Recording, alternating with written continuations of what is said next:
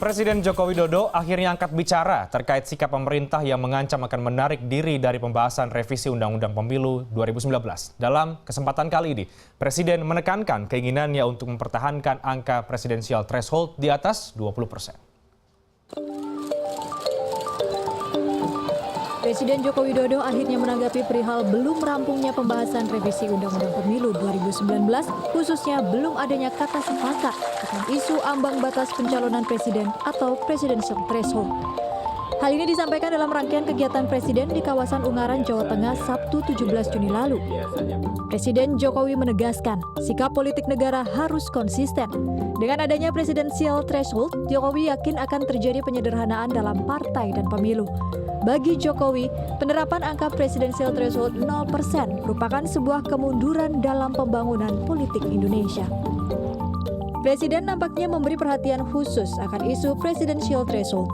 Pasalnya, Presiden mengaku sengaja menugaskan Mendagri untuk terus mengawal isu presidensial threshold agar tetap berada di atas angka 0%. Sebelumnya, dalam rapat legislatif dengan pemerintah, pembahasan revisi Undang-Undang Pemilu 2019 kembali mengalami jalan buntu.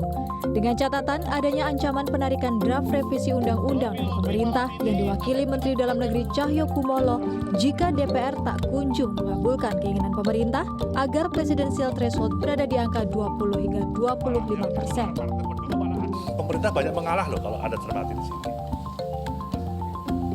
Diskusi tadi pun di sini, PKB, walaupun dia PKB juga mengalah untuk satu dapil misalnya. Jadi nggak mungkin kepentingan partai harus mutlak, tidak ada. Pasti harus ada yang berkorban. Jika pemerintah benar-benar menarik diri dari pembahasan revisi, maka akan membuka peluang kembali ke undang-undang yang lama, Undang-Undang Pemilu Nomor 8 Tahun 2012 tentang Pemilu Legislatif, serta Undang-Undang Nomor 42 Tahun 2008 tentang Pemilu Presiden dan Wakil Presiden dengan presidensial threshold 20 hingga 25%, sesuai dengan keinginan pemerintah saat ini. Lantas pertanyaan pun muncul. Keinginan dan perhatian khusus Presiden Jokowi terhadap nilai ambang batas pencalonan presiden dan wakil presiden, apakah bentuk indikasi adanya ketakutan Jokowi gagal melenggang 2 periode di Pilpres 2019 nanti? Suci Bancin, CNN Indonesia.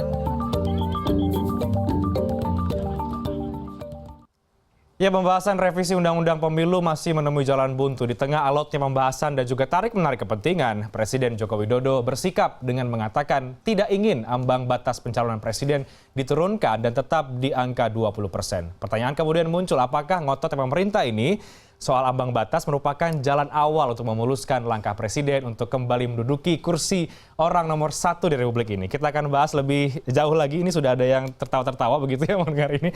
Ada Mbak Diah Pitaloka, anggota Pansus RUU Pemilu dari fraksi PD Perjuangan. Mbak Diah, selamat malam. Malam. Ada Pak Eko Sulistyo, Deputi 4 Kantor Staf Presiden. Selamat malam Pak Eko. Selamat malam. Dan juga ada Bang Ray Rangkuti, Direktur Eksekutif dari 5. Selamat malam Bang Ray. Selamat malam, Bu. Saya ingin ke Mbak Diah dulu. Mbak Diah, ini ada cukup menarik sebenarnya pernyataan dari Presiden Joko Widodo secara implisit begitu ya. Seiring sejalan dengan fraksi PD Perjuangan ingin ada di angka 20%. Kalau melihat apa yang dikatakan Pak Jokowi, jadi emang sebenarnya angka 20% ini benar-benar keinginan dari Presiden begitu, Mbak Diah, atau bagaimana? Enggak ya, kita baru tahu malah keinginan dari Presiden itu sekarang.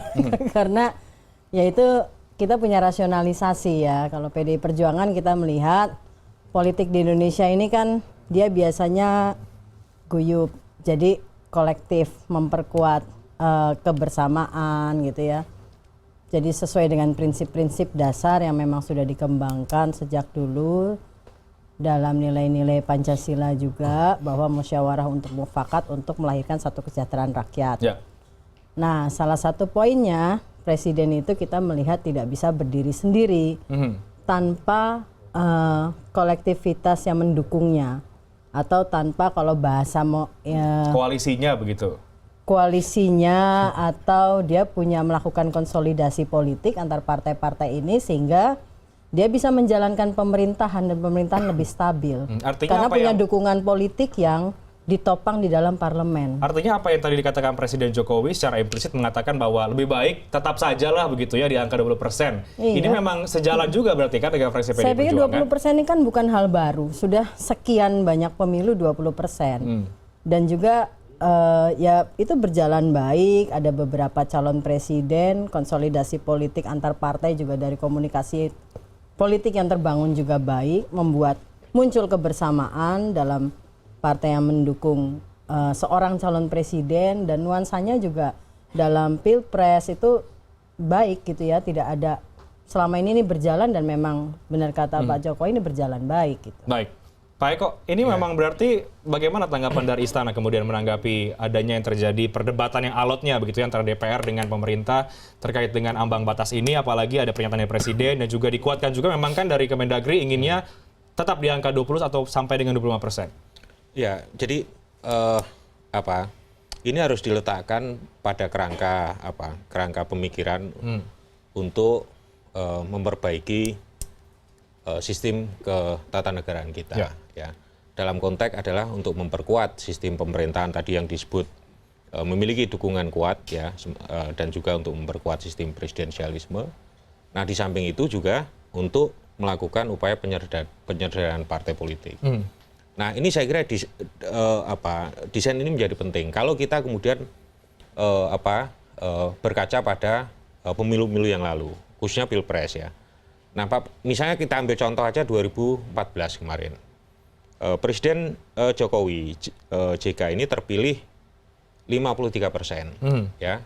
Tapi pendukung presiden, partai pendukung presiden ini dikonversi ke dalam kursi itu hanya 36%. Nah, di DPR saat itu ya? Di DPR saat itu, Anda bayangkan hampir 1,5 tahun, ya, pemerintah itu tidak ada produk kebijakan ya yang lahir antara pemerintah dan DPR. Karena apa? Keseimbangan politiknya tidak terjadi. Nah, kemudian baru pada ya menjelang tahun-tahun kedua ada perubahan politik yang dilakukan partai-partai politik, kemudian ada yang masuk ke pemerintah dan sebagainya, seperti yang ada sekarang ini. Tapi yang ingin saya sampaikan adalah kondisi politik semacam ini itu pada satu sisi ya, ini kan sebenarnya quote unquote terjadi kooptasi ya. Nah, itu tidak bagus buat masa depan kepartean. Ya, sehingga budaya oposisi tidak terbentuk, karena kemudian ini kan tidak hanya terjadi zaman Pak Jokowi JK aja, tapi zaman Pak SBY juga begitu. Nah, karena ini sebabnya adalah pada desain kepemiluan kita. Jadi tidak ada kesejajaran antara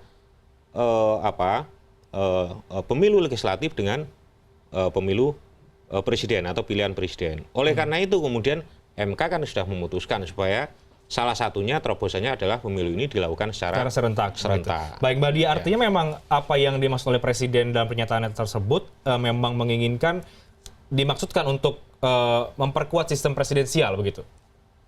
Ya, memang rancangan undang-undang pemilu ini salah satu rencananya atau salah satu targetnya untuk memperkuat sistem presidensial. Memang bisa dibayangkan kita sangat tidak efektif ya Mas Eko ya, pemerintahan selama berjalan pada awal-awal pemerintahan itu kan memang sulit sekali untuk presiden segera mengambil kebijakan, dan konsolidasi politik di parlemen juga belum sepenuhnya berjalan.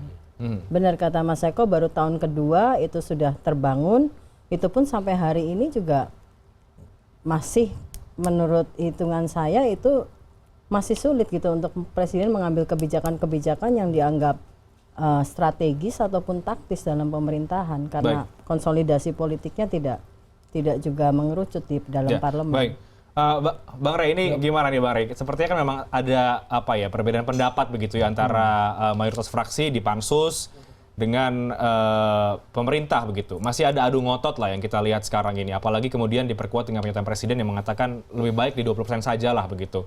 Ini pemerintah lagi-lagi kuat juga argumennya untuk kemudian bertahan di 20%. Tanggapan Anda bagaimana, Bang? Menurut saya kalau 20, 15, 10 itu inilah ya apa namanya sikap masing-masing kalau itu. Prinsipnya bukan di situ dulu. Prinsipnya mau pakai presidensial threshold atau tidak.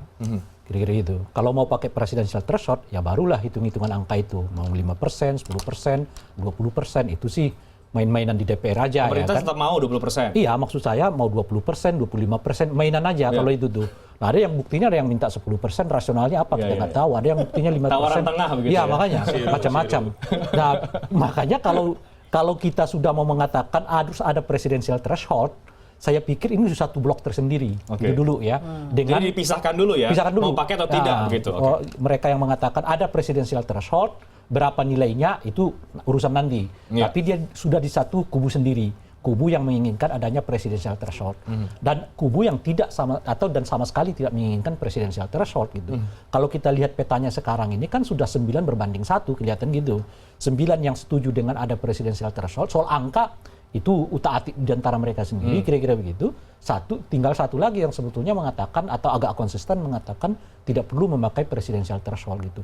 Kalau dilihat dari sini sebetulnya mereka sudah sampai pada kesepakatan bahwa akan ada presidensial threshold. Nah, berapa persen? Saya pikir itu tinggal apa namanya ya berembuk di antara mereka yang mengatakan misalnya 0%, 5%, 10%, 20%. Saya pikir maksimalnya 20% dengan 25% suara perolehan tingkat nasional. Kira-kira gitu. Baik, Bang Rem. Nah, apa yang Anda cermati dari pernyataan Presiden untuk lebih baik di 20% saja atau mungkin ngototnya Mendagri Cahyokumolo tetap di 20%? Apa yang Anda lihat di situ, Bang?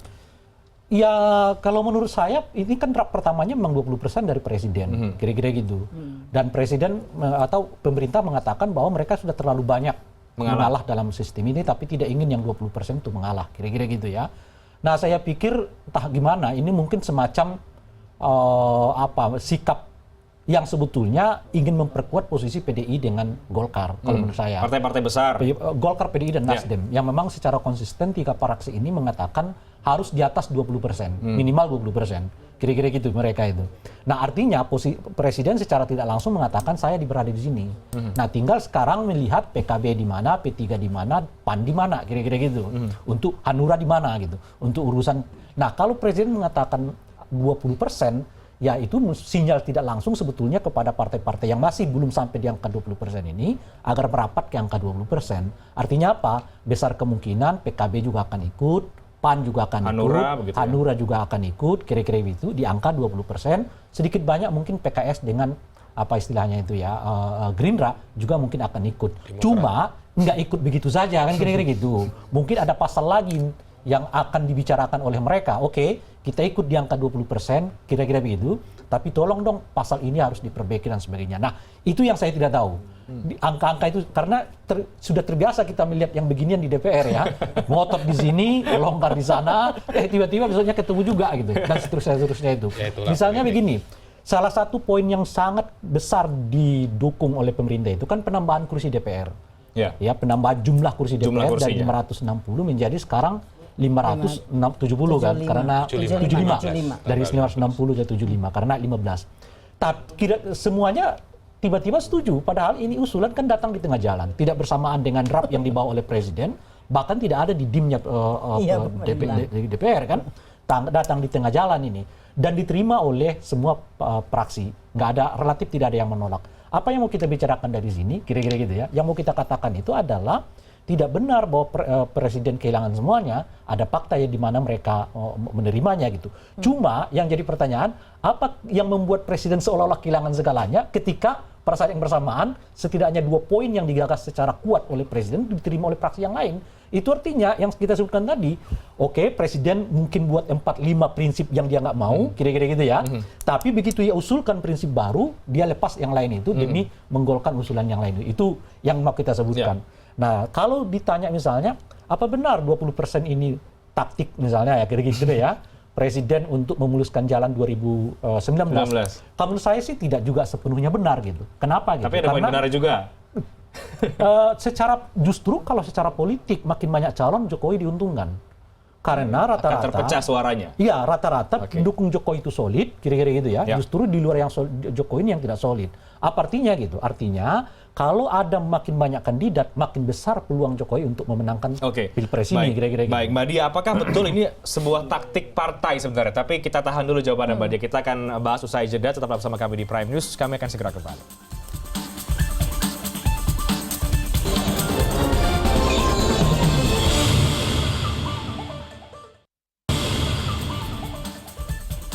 Anda kembali bersama kami di Prime News. Kita masih membahas mengenai rancangan undang-undang pemilu yang masih menemui jalan buntu. Masih bersama dengan Mbak Dia Pitaloka dari anggota Pansus RUU Pemilu fraksi PD Perjuangan. Ada Bang Ray Rangkuti dan juga ada Pak Eko Sulistyo. Saya ingin ke Mbak Dia lagi. Mbak Dia, tadi terakhir kita ngobrol-ngobrol mengenai ini bisa taktik bisa tidak sebenarnya. Nah, kalau dari PD Perjuangan sendiri sebenarnya ini merupakan taktik bukan sih, Mbak Dia? Apalagi untuk menjelang 2019 ini kan. Apalagi yang mendukung partai-partai sudah clear memang menyatakan akan mendukung Presiden Jokowi untuk naik lagi di 2019.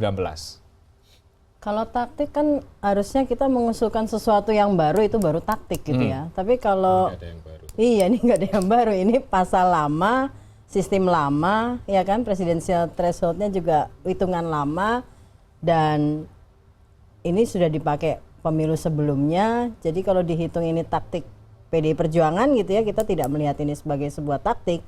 Tapi yang paling penting untuk kita adalah bagaimana presiden itu punya dukungan politik sebagai representasi kekuatan politik yang diorganisir melalui partai politik. Nah, kalau nggak ada itu berat gitu loh untuk seorang presiden megang kekuasaan. Tapi hitungan kita begitu. ini produk lama, tapi kan kemudian sudah ada putusan MK juga, Mbak Dia. Ini mengenai pilkada serentak. Bagaimana kemudian PDIP melihat ini? Pemilu serentak. Ya, pemilu serentak nanti 2019. Ya, tadi sudah dibilang juga bahwa itu supaya ada konsolidasi antara partai pendukung pemerintah dengan presiden terpilih. Sehingga dukungannya tidak terputus gitu kan dari proses election, dari proses pemilu ke presidential seat, ke kursi kepresidenan. Nah, sebetulnya yang pengen saya tanyakan kenapa 0% gitu loh. Bukan kenapa 20%, kalau 20% pasti hitung-hitungannya sudah dari pansus pemilu sebelumnya sudah ada gitu kan. Tapi motifnya kenapa 0% itu pertanyaan saya juga gitu, secara kalau bicara tadi motif politik. Kan perlu juga asumsi 0% itu kenapa hitungannya.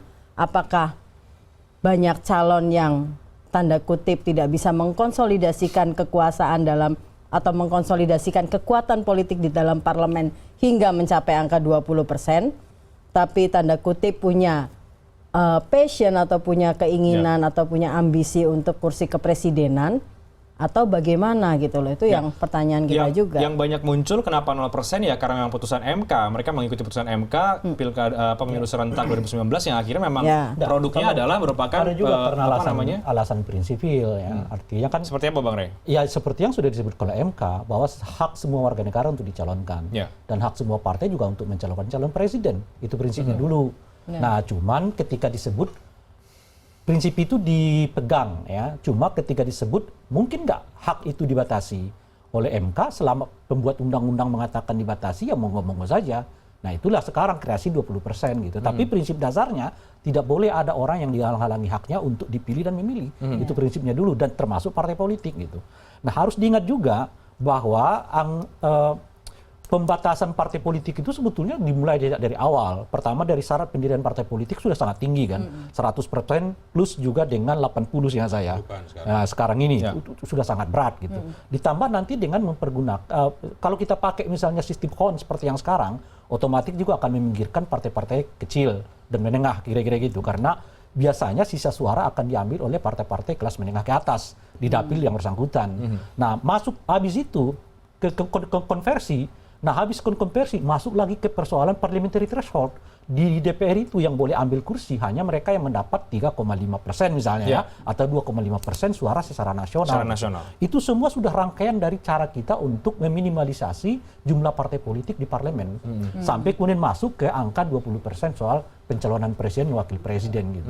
Jadi artinya apa? Artinya 20% dan sekian itu adalah rangkaian dari. Nah, makanya kalau kita sebut apakah tidak cukup rangkaian yang sebelumnya sampai kepada parliamentary threshold gitu loh kira-kira untuk dalam kerangka membatasi partai politik gitu. Jadi faktanya sekarang dari dua sekarang kita kan udah melihat sebetulnya kan jumlah partai yang makin mengecil di DPR itu, jumlah partainya ya dari pemilu ke pemilu setelah parliamentary threshold diterapkan angka sekitar 2,5% ya sekarang ini. Kemarin 3,5%. pemilu kemarin 3,5, sekarang mengarah ke 4 atau ke 5. Itu. Naik lagi kan?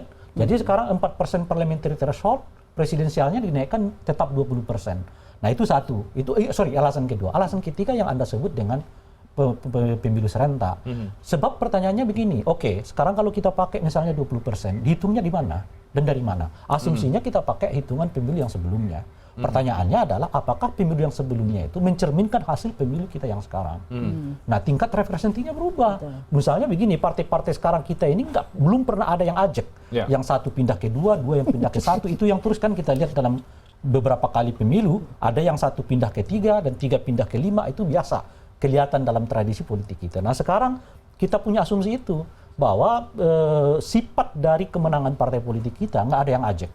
Oleh karena itu besar kemungkinan yang satu pindah ke 2, yang 2 pindah ke 1, yang 3 pindah ke 5 dan seterusnya itu. Dan dengan sendirinya representasi hasil pemilu yang sekarang tidak mencerminkan pemilu yang sebelumnya. Kan unik gitu kira-kira ya. Kita buat asumsi partai A, B, dan C gitu. A tahun sekarang ini dapat 25%. Tiba-tiba pemilu setelahnya itu di bawah 25%, taruh 20%. Unik, sementara yang B dapat di atas itu. Justru yang boleh mencalonkan presiden itu kira-kira gitu ya, justru partai A, partai B-nya enggak.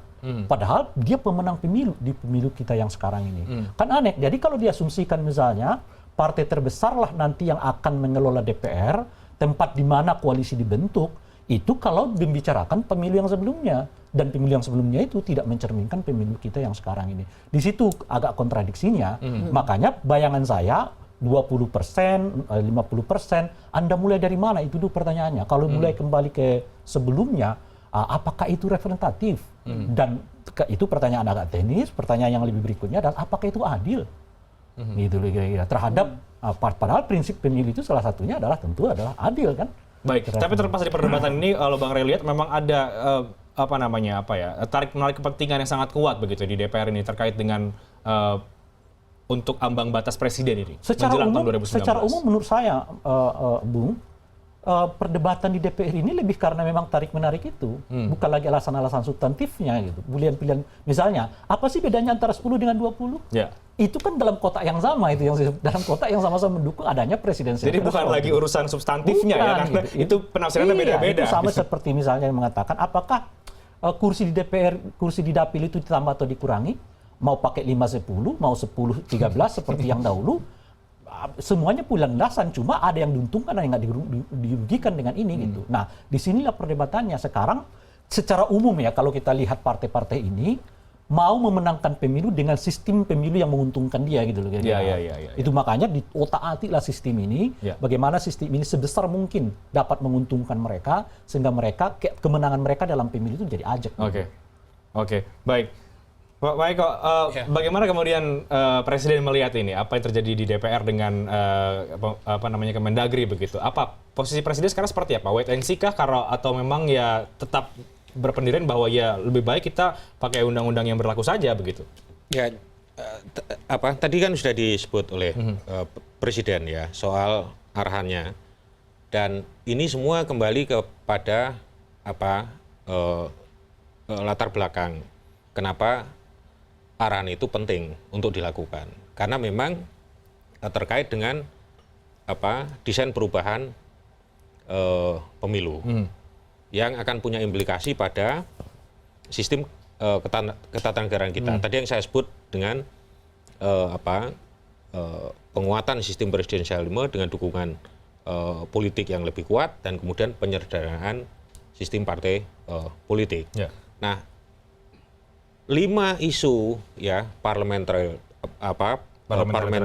threshold, presiden threshold, district magnitude, kemudian juga konversi kursi sistem pemilu.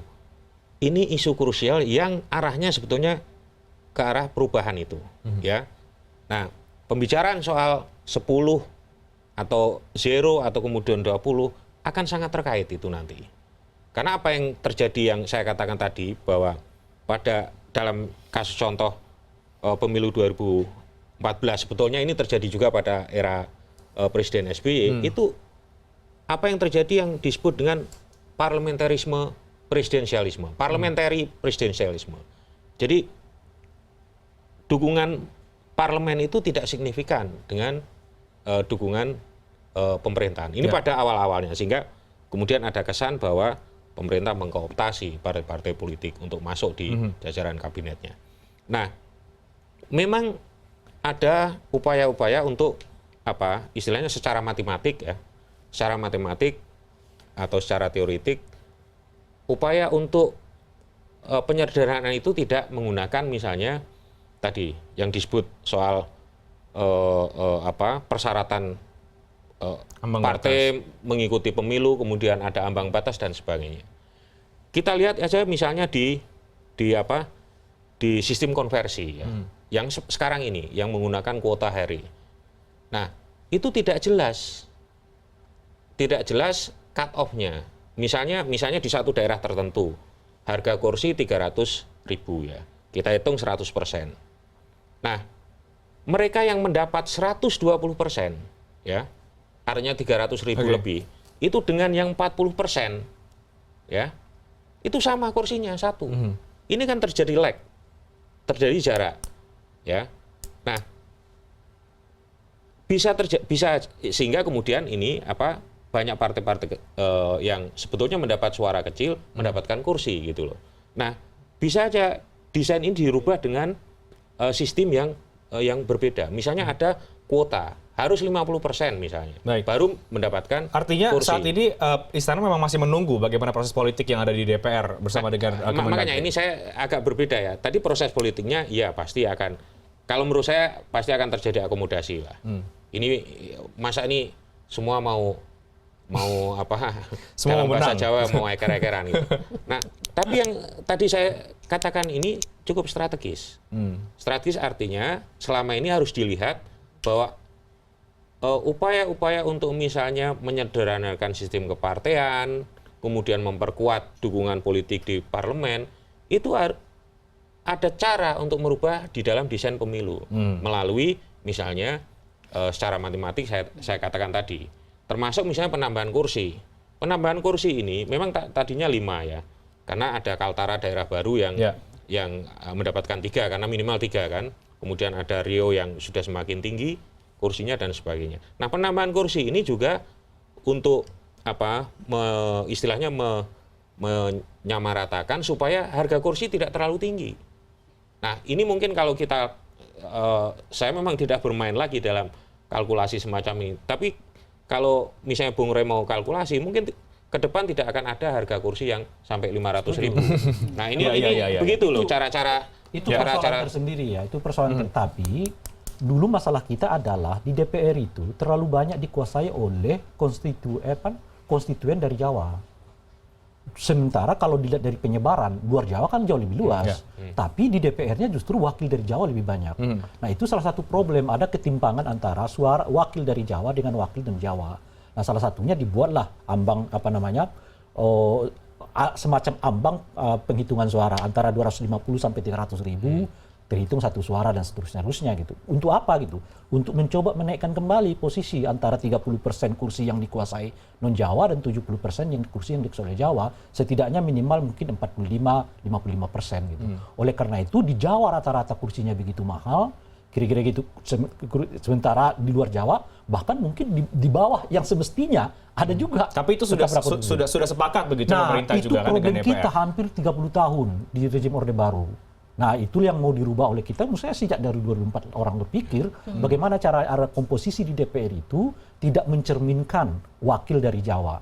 Kira-kira tapi di luar Jawa karena jelas ya wilayah luar Jawa itu jauh lebih luas kan, tapi komposisi apalagi kemudian kita tidak lagi mengenal utusan golongan, kira-kira gitu ya, dan seterusnya itu. Nah, gitu. Tapi kita kembali lagi kemudian ke poin yang masih menjadi perdebatan utama ini, presidensial threshold-nya yang tadi juga sudah kita bahas sejak awal. Terakhir tadi Bang Rey juga mengatakan ini sepertinya sudah tidak lagi substantif yang dibahas ya, tapi lebih kepada kepentingan partai sendiri yang mana yang lebih menguntungkan mereka. Mbak Dia, ini 20% artinya memang menguntungkan PDIP juga? Kita bukan bicara menguntungkan atau tidak menguntungkan gitu ya, bukan saya kemudian membela diri, tapi kita lebih memperhatikan bagaimana konsolidasi di parlemen itu bisa membantu kerja presiden. Jadi ada kekuatan politik yang mendukung kerja kepresidenan, karena bagaimanapun presiden itu output dari satu proses elektoral yang dimana dukungan politik itu sangat penting gitu loh. Jadi representasi dukungan politik untuk presiden itu ada korelasinya dengan bagaimana kapasitas dia dalam menjalankan pemerintahan. Jadi kalau 0% dukungan politiknya tidak bisa langgeng. Sebenarnya kalau 0% bayangkan artinya kan tidak perlu lagi dukungan partai politik. Gitu. Sedangkan dalam undang-undang kita dikatakan presiden itu terikat ya, dicalonkan oleh partai politik atau dukungan partai politik. Mungkin beda Bu. 0% itu artinya adalah 0% bagi partai politik yang lolos parliamentary threshold. Gitu loh. Jadi bukan partai yang sama sekali nggak dapat kursi di DPR itu boleh mencalonkan, enggak gitu. Nah, artinya partai yang dapat presidential threshold itu yang lolos parliamentary threshold dengan sendirinya dapat mencalonkan bisa mengajukan calon presiden. Tapi partai yang baru masuk sama sekali nggak masuk di DPR yang nggak bisa. Tetap bisa kan? Itu iya. Makanya inilah yang kemudian PDI juga pernah mengusulkan untuk pemilunya di beda hari untuk melahirkan threshold itu gitu loh. Enggak, sekarang pertanyaan begini aja ya. Misalnya batasan threshold, misalnya parlemen threshold 4%, sebuah partai kemudian mencalonkan. Nah, kemudian calonnya terpilih. Dukungannya kecil kan? Iya, berat. Gitu loh maksudnya. Berat. Misalnya nanti parlemen threshold misalnya 5%. Kemudian dia mencalonkan seorang presiden dan presidennya terpilih. Dukungannya jadi kecil. Gitu loh. Tapi bukankah kalau seperti itu nanti proses politiknya akan berbeda lagi? Ketika misalnya terpilih begitu kan akan ada koalisi mungkin atau bagaimana komunikasi politik antar partai yang menangkan atau yang kalah ketika nanti suatu presiden itu menjabat. Bagaimana ini Mbak Dia? Setelah elektoral, maksudnya setelah election gitu ya. Setelah election.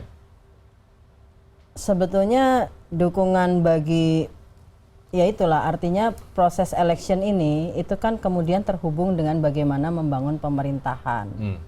Kalau itu setelah election, menurut saya akan sangat berat, energinya akan sangat besar bagi presiden untuk melakukan konsolidasi di dalam parlemen. Nggak gampang gitu loh, ya kan? Saya sekaligus dengan Bung Eko. Saya sih setuju ya kontradiksi antara eksekutif legislatif yang mungkin akan lemah dukungan kalau kita pakai 0%. Tetapi saya mau mengatakan apakah semata-mata sebetulnya karena sistemnya yang begitu atau sebetulnya ada persoalan pada kultur politik kita.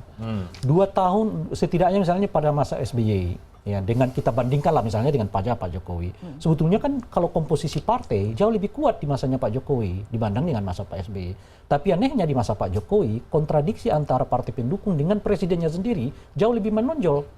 Nah, apa yang salah di situ? Di parlemen ya? Di parlemen. Ada beberapa kasus kan, misalnya kita sebut saja dari soal pemilihan Budi Gunawan saat itu. Kemudian rencana untuk merevisi undang-undang KPK, ya. Sekarang hak angket KPK. Hak angket KPK jelas diinisiasi oleh partai pendukung pemerintah, tapi presidennya sendiri mengatakan bersama dengan KPK. Nah kan apa ini yang mau kita baca? Masih mau kita bicarakan bahwa ini produk dari sistem pemilu gitu.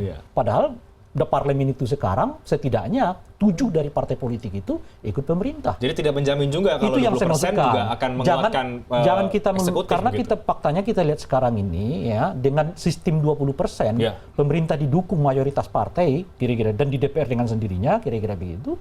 Tetapi justru yang terlihat banyak berbeda dengan presiden itu bukan partai-partai oposisi, tapi justru partai-partai yang berada dalam lingkaran presiden.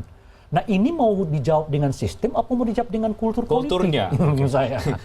Baik Mbak Dia, ini besok kita tahu bahwa akan ada pertemuan lagi antara DPR, Pansus juga dengan Kemendagri. Kita ingin tahu nanti seperti apa kemudian proses politiknya hingga saat ini seperti apa antara fraksi-fraksi di DPR sebelum besok ada pertemuan. Kita akan bahas usai jeda, tetap bersama kami di Prime News karena kami akan segera kembali sesaat lagi.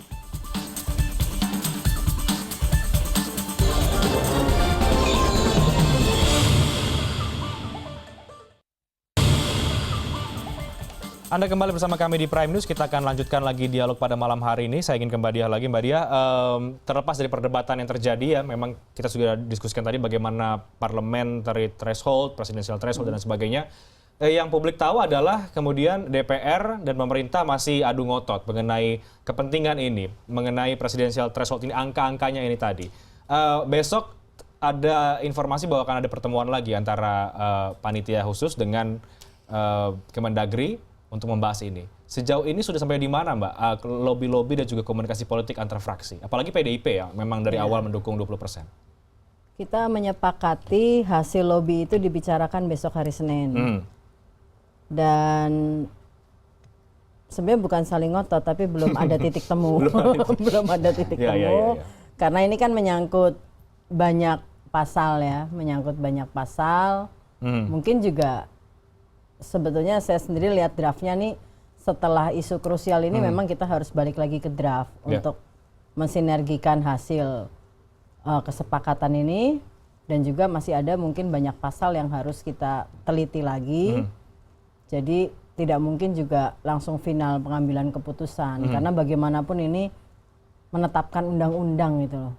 Menetapkan undang-undang itu kan satu hal yang menjadi dasar proses pemilu ini berlangsung.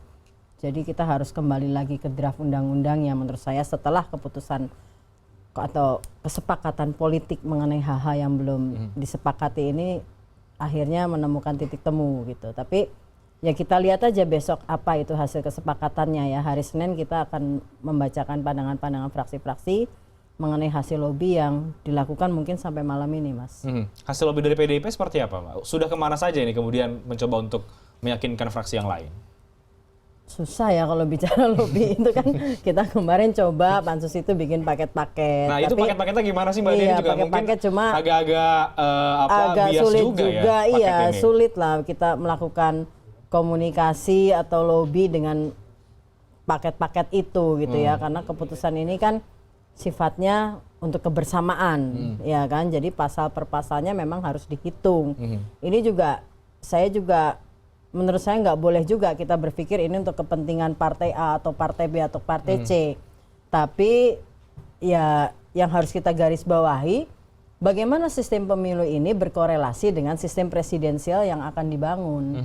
Jadi tidak lagi kayak posisinya, oh kalau partai ini, kalau pasal ini diputuskan, kursi partai ini akan berkurang atau kursi partai ini akan bertambah. Sebaiknya hitung-hitungan kayak gitu tidak ditaruh di depan dalam pembicaraan antar parpol, tapi bagaimana kita berpikir bersama bagaimana Indonesia membangun satu sistem pemilu yang bisa, kalau tadi konsolidasi di parlemen sangat cair kata Bang Rangkuti ya, masih sangat cair dan lain-lain, membuat tradisi politiknya lebih solid gitu loh. Dan governmentnya lebih representatif, lebih bisa bekerja dari kapasitas dan dari dukungan politik yang ada di parlemen. Itu yang harus dibangun sebetulnya. Korelasi antara sistem pemilu dengan sistem kepresidenan yang menjadi amanat untuk kesejahteraan rakyat. Itu yang harus dipikirkan, bukan hilang atau nambah kursi gitu loh. Itu yang harus dikebelakangkan. Kalau besok kemudian terjadi deadlock lagi, Mbak Dia, akan kemana kemudian pansus ini, RUU ini? Ya alternatifnya kan akhirnya kembali ke undang-undang yang lama, begitu, seperti akhirnya kan apa yang ini dikatakan Pak waktu Cahyo. ya. Saya sendiri, menurut saya 6 bulan tuh terlalu cepat. Menurut saya untuk membahas undang-undang ini terlalu cepat. Dengan Gitu. 3.000 ya. Jadi ya pilihannya pertama, undang-undang ini apakah sudah matang atau belum? Ya. Itu harus kita lihat. Yang kedua, kalau belum, alternatif kedua bagaimana kalau pakai undang-undang lama? Berarti kan ada hitung-hitungan teknis, termaksud proses penyelenggaraan pemilu yang harus berjalan 22 bulan sebelum pemungutan suara berlangsung di undang-undang lama. Waktunya sudah lewat itu. Ya. Dan ketiga, kalau misalnya Perpu. Nah, Perpu kan ada mekanismenya. Itu yang kemudian harus dibicarakan. Tapi sebaiknya sih tidak deadlock. Sebaiknya gitu. Tapi ya. Mungkin tidak ini kemudian akan berujung atau berakhir pada dilemparkan ke paripurna. Kalau memang akhirnya betul-betul ini deadlock lagi karena belum ada titik temu antar Saya antar sih fraksi. melihat asumsi itu atau rencana itu akan menyederhanakan persoalan.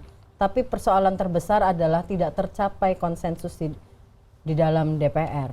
Itu sangat tidak baik. Itu pilihan yang menurut saya sangat nggak baik lah ya, sangat tidak firm lah ya, tidak kokoh gitu sebagai sebuah kebijakan yang akan atau keputusan yang akan diambil DPR. Karena ya pertama itu mencerminkan kita tidak bisa ada satu kesepakatan. Tidak ada musyawarah mufakatnya. Yang kedua secara teknis juga bingung, ini tidak bisa disederhanakan menjadi sebuah voting. Ini sistem gitu loh. Oke, baik Bang Rey, dari pandangan Anda akan seperti apa kemudian RUU pemilu ini? Karena kan kita masih menunggu besok ya, persis di hari Senin. Ya tidak seperti yang ideal yang kita bayangkan juga kan. Ya itu kita sebutkan tadi karena memang cakupan pembahasannya begitu luas, Ya. kan waktunya yang tersisa gitu, dan di tengah itu ada poin-poin yang dimasukkan baik oleh pemerintah maupun oleh DPR gitu. Ini belum lagi kita mereview misalnya soal anggota Bawaslu yang naik ya, KPU yang naik dan sebagainya itu perpanjangan. Itu belum lagi gitu. Nah itu pertama. Nah kalau seperti ini potensial lagi orang akan membawanya ke Mahkamah Konstitusi, dirubah lagi gitu. Artinya apa? DPR sifatnya ya, DPR mengulang-ulang cara kerja untuk merevisi undang-undang seperti sebelum-sebelumnya. Seperti nggak ada pelajaran yang dipetik dari kasus-kasus sebelumnya. Undang-undang ditetapkan di KMK, revisi lagi. Undang-undang ditetapkan. Artinya memakan waktu lagi dong ini. Kita hampir setiap 5 tahun ini revisi undang-undang ini dirubah. Dari 2099 ke 2004, 2004 ke 2009, 2009 ke 2014, 2014 ke 2019 dirubah lagi undang-undangnya. Jadi sebetulnya kita belum punya sesuatu yang ajek. Ya, betul. jadi belum ada undang-undang yang memang bisa dipakai sampai berapa puluh tahun ke depan, apalagi untuk oleh karena itu Pilpres menurut ini misalnya, saya, undang-undang pemilu. kalau saya pribadi merasa bahwa perlu diingatkan anggota DPR itu untuk menurunkan tensi politiknya. Jadi kalau tadi ditanyakan misalnya apakah ini sebetulnya lebih banyak pada pertanyaan-pertanyaan kepentingan politik, bagi saya nggak ada lagi penjelasannya kecuali itu.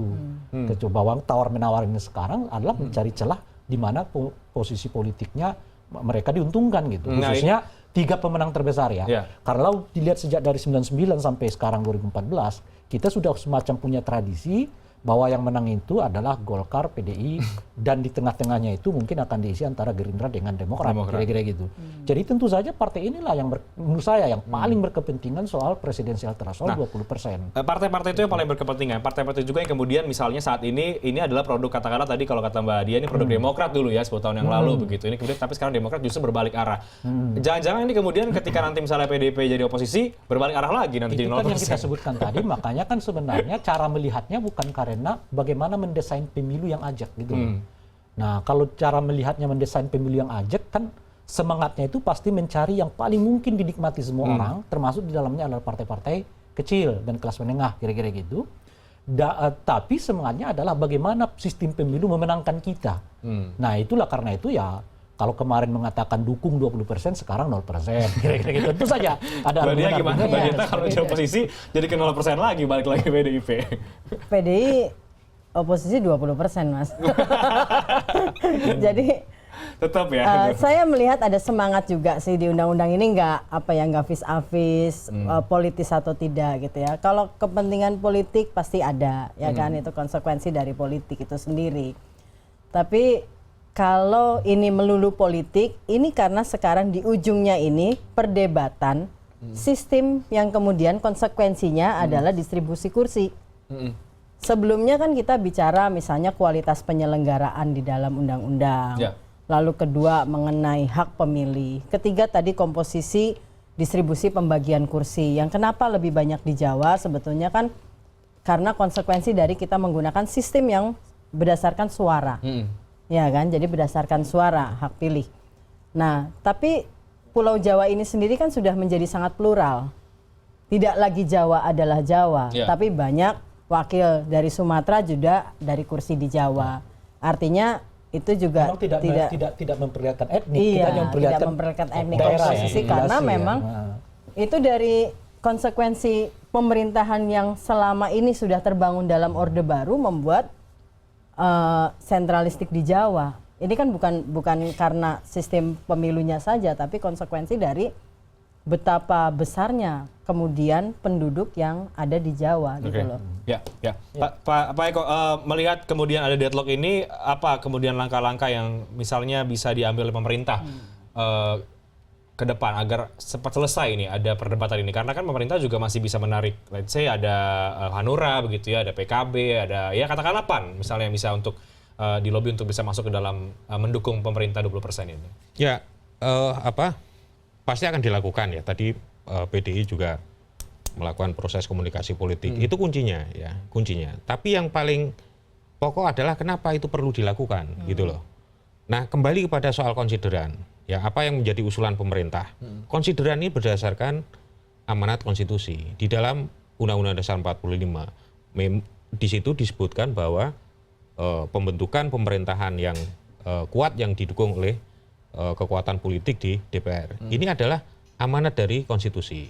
Nah, sehingga desainnya seperti apa itulah yang kemudian sekarang ada di dalam rancangan undang-undang. Itu satu. Yang kedua adalah hubungan sistem pemerintahan kita meskipun presidensialisme, hubungan antara pemerintah dan DPR ini di dalam konstitusi itu nggak bisa berjalan sendiri-sendiri. Produk undang-undang, produk regulasi itu harus mendapat persetujuan dari DPR. Oleh karena itu menjadi penting agar kebijakan itu bisa berjalan, pemerintah ini punya dukungan politik yang kuat di DPR gitu loh. Nah, ini semua di instrumennya apa? Instrumennya adalah desain pemilu. Itulah yang kemudian pemerintah menghendaki supaya threshold itu presiden threshold itu pada batasan angka yang 20% untuk kursi dan 25% Jadi untuk ada dukungan jumlah suara. politik yang bisa menjamin begitu ya kira-kira. Iya, itu kemudian didesain gitu loh. Baik, Bang Rey, terakhir singkat saja. Mana yang kemudian akan kira-kira produknya laku ini atau berhasil begitu? 20% kan, 0% kah atau seperti apa? Saya pikir ini akan di angka 20%. Oke. Karena PDI, pemerintah Diaminkan ya, Mbak Dia, berarti ya? itu akan di 20%. Sebagai masyarakat sipil, pengamat Iya, pemilu iya. dia juga Gimana, Bang Rey? Nah, cuma menurut saya ada juga masalah yang sebetulnya agak dilupakan, yang menjadi tantangan kita di masa mendatang, yaitu makin maraknya penggunaan isu SARA di dalam pelaksanaan pemilu. Ya. Sayangnya itu belum ditangkap oleh anggota DPR yang buat undang-undang sekarang, bagaimana membuat undang-undang yang lebih aplikatif soal mencegah pelaksanaan politik SARA di dalam pelaksanaan pemilu. Ingat loh ya, politik SARA dalam pemilu kita ini dianggap pelanggaran ringan.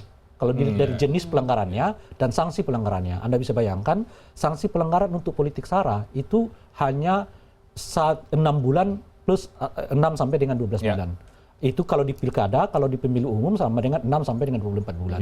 Itu sama dengan pelanggaran biasa, pelanggaran administratif biasa kira-kira gitu. Sementara kalau kita ujuk ke Undang-Undang Nomor 80 2004 2010 yang mengatakan pelanggaran terhadap SARA itu minimal atau maksimal pidananya itu 5 tahun. Jadi harusnya itu juga menjadi concern dari kalau dilihat DPR, pengalaman kita pilkada DKI Jakarta dan kemungkinan ada tren untuk mempergunakan isu SARA di dalam tempat yang lain. pemilu, mestinya ini jadi perhatian secara khusus oleh anggota DPR. Apakah mungkin pasal revisi terhadap pasal-pasal kait SARA ini diperkuat dan mengatakan bahwa SARA itu merupakan pelanggaran berat dalam pelaksanaan pemilu. Baik, Bang Rey. Kita akan tunggu nanti besok ya lebih tepatnya Mbak Dia seperti apa perdebatan ini. Semoga dapat menemukan titik temu antara DPR dan pemerintah. Terima kasih sekali lagi Mbak Dia Pitaloka. Bang Rey, terima kasih. Pak Eko, terima kasih sudah mampir di Prime News pada malam hari ini.